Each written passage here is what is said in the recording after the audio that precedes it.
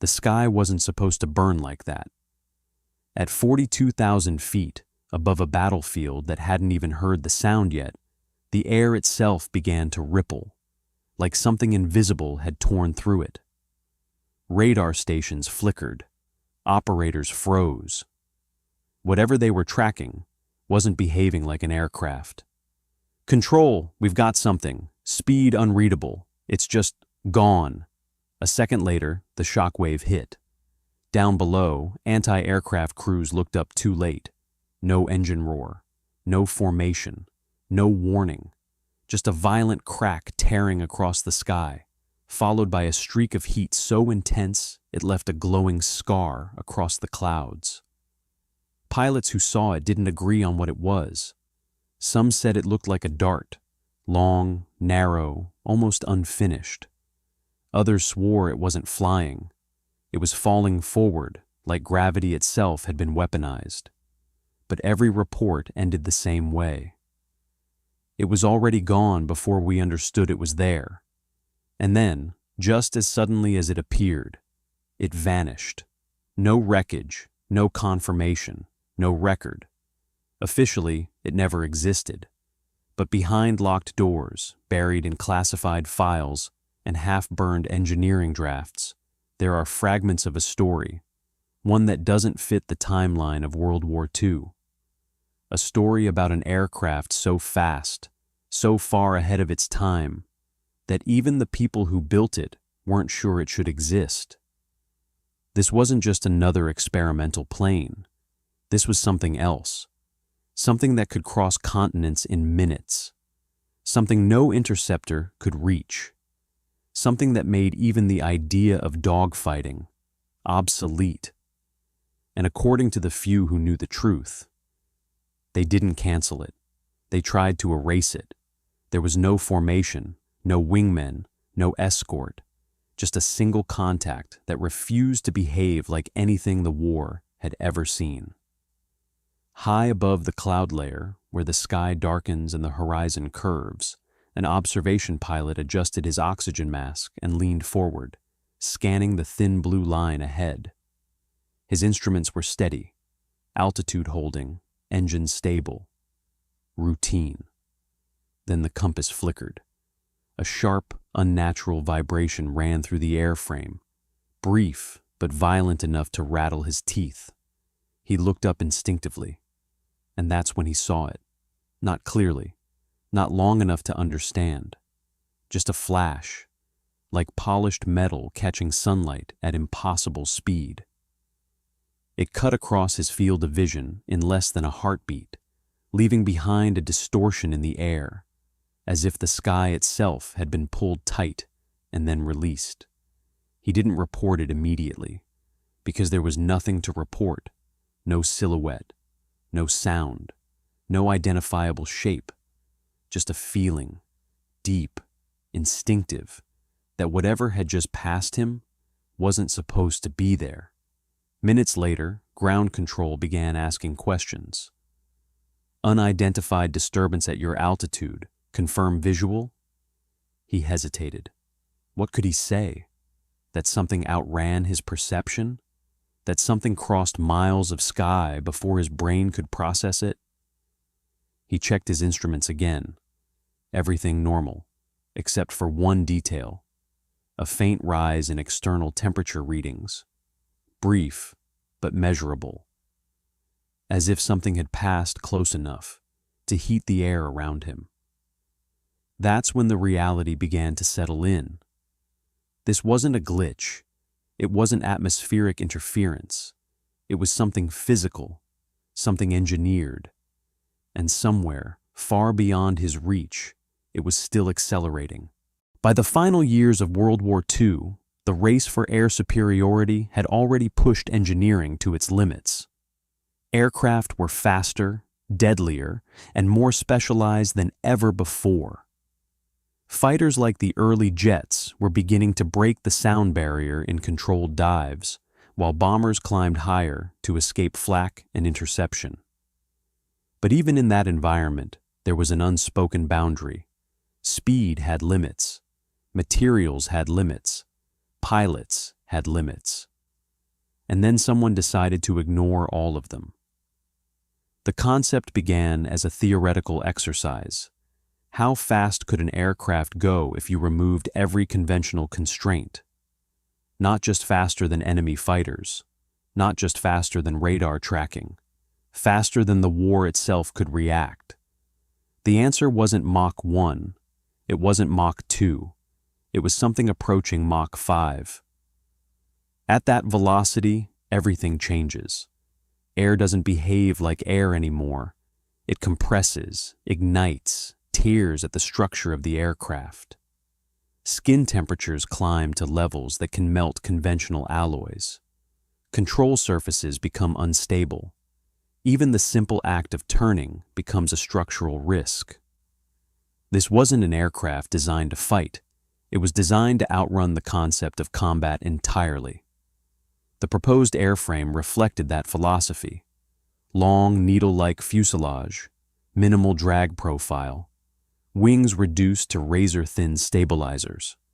No external payloads, everything internal, streamlined, invisible. And propulsion. That was the real breakthrough. Traditional engines couldn't sustain those speeds, not even early jet designs. What engineers theorized instead was a system that blurred the line between rocket and jet propulsion, something capable of accelerating rapidly, then sustaining hypersonic velocity at extreme altitude. Fuel consumption would be enormous.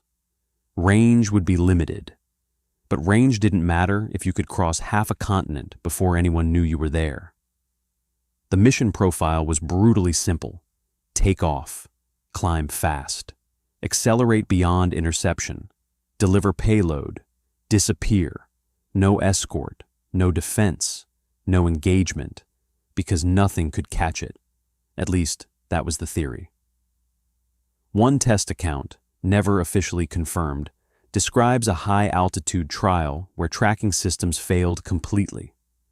Ground radar locked onto the object briefly, then lost it, not because it left range, but because it moved faster than the system could update. Pilots scrambled to intercept. They never even saw it. What they did experience was the aftermath, a violent atmospheric disturbance, like turbulence with no source. Instruments flickered. One pilot reported his aircraft shaking as if he'd flown through the wake of something massive. But there was nothing there. No contrails, no visual confirmation. Just the realization that something had passed through their airspace at a speed they couldn't comprehend. From the enemy's perspective, the implications were terrifying. Air defense relied on prediction, tracking, intercept vectors, response timing. But against something moving at hypersonic speed, those calculations became meaningless. By the time radar detected it, it was already gone. By the time fighters launched, the target had completed its mission. By the time anti-aircraft guns fired, they were aiming at empty sky. It wasn't just an advantage, it was dominance. And that's what made it dangerous, not to the enemy, but to everyone. Because once something like that exists, it changes the rules permanently. There are no defenses, no countermeasures, no escalation, only vulnerability. And that realization began to shift the project from innovation to liability. Internally, the project had already begun to fracture. Engineers argued over stability at hypersonic speeds, how control surfaces would behave when even slight adjustments could induce catastrophic stress. At Mach 5, turning wasn't just difficult, it was dangerous. Forces multiplied instantly. A miscalculation wouldn't result in damage, it would result in disintegration. Thermal management became another battlefield. Friction with the atmosphere generated temperatures high enough to weaken structural integrity. Conventional aluminum alloys warped under far less stress. New materials were proposed, experimental composites, heat-resistant coatings, but none had been proven in sustained flight. And then there was the pilot. Human limits hadn't been designed for this. Acceleration forces during rapid climb and boost phases could push the body to blackout thresholds. Reaction time, already critical in combat, became almost irrelevant. At those speeds, by the time a pilot perceived a threat, it had already passed. Some within the program quietly questioned the need for a pilot at all. The idea of removing human control, of creating something autonomous, was raised, then quickly suppressed. It was a line even wartime urgency hesitated to cross. Despite these challenges, progress continued, because every test, every fragment of data pointed to the same conclusion. It was possible, not practical, not sustainable, but possible. And in war, possibility is often enough to justify everything, until the consequences become impossible to ignore. In the end, the Mach 5 bomber never entered service. Not officially. There were no squadrons, no markings, no recorded missions, just fragments, blueprints that didn't match any known aircraft, test data that vanished from archives, engineers reassigned without explanation, entire sections of research quietly classified, then removed. Some say the project failed, that the materials couldn't handle the stress, that control at those speeds was too unpredictable, that the technology simply wasn't ready. But others tell a different story. They say it worked, not perfectly, not reliably, but enough. Enough to prove that it could be done. And that was the problem. Because a weapon like that doesn't just win wars. It rewrites them. It turns distance into nothing, defense into illusion, reaction into irrelevance. And once that threshold is crossed, there's no going back. So the decision wasn't to deploy it. It was to bury it, not as a failure, but as a warning, a line that, for a brief moment in history, humanity almost crossed too soon. Today, hypersonic flight is no longer theory. Nations openly test vehicles that push the same boundaries once hidden in those forgotten designs. The speeds once considered impossible are now being pursued again, this time with better materials, better systems, better control. But the question hasn't changed. Just because something can be built, should it be? Somewhere, in the silence between archived files and erased records, the truth still lingers, of an aircraft that was too fast to fight, too powerful to ignore, and too dangerous to allow. And maybe that's why no one talks about it, because the sky remembers. And for a split second, long ago, something crossed it that was never meant to exist. In the decades that followed, no official acknowledgement ever surfaced. No preserved prototype displayed in museums. No veteran stepping forward with a confirmed account. No declassified document tying all the fragments together into a single, undeniable truth. Just absence. And sometimes, absence says more than evidence ever could. Because history is full of experimental aircraft that failed, designs that never left the drawing board, projects that collapsed under technical limitations or shifting priorities. Those stories are documented, studied, remembered. This one wasn't. It was removed, as if the idea itself had become too dangerous to leave behind. And maybe that was the final lesson. Not about speed, not about engineering, but about restraint. Because the Mach 5 bomber wasn't just ahead of its time. It existed outside the natural pace of technological evolution. It skipped steps, ignored boundaries, forced a future into the present before the world was ready to handle it. And when that happens, the consequences aren't always immediate. Sometimes they echo. Today, the same principles are being revisited. Hypersonic research dominates modern military development. Vehicles capable of extreme speed and altitude are no longer theoretical. They are tested, refined, and in some cases, deployed. But unlike before, they are acknowledged, discussed openly, debated, measured against global stability, which raises an uncomfortable possibility.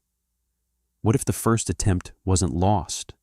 What if it simply went silent, buried beneath layers of classification, not because it failed, but because it succeeded just enough to prove a point no one was ready to confront? That the future of warfare wouldn't be decided by who had the most aircraft, but by who could move faster than the war itself. And somewhere in that realization lies the shadow of a machine that came too early, too fast to be understood, too dangerous to be continued. A machine that didn't leave behind wreckage or records, only a question that still hasn't been answered. If we could build it back then, what's stopping us now?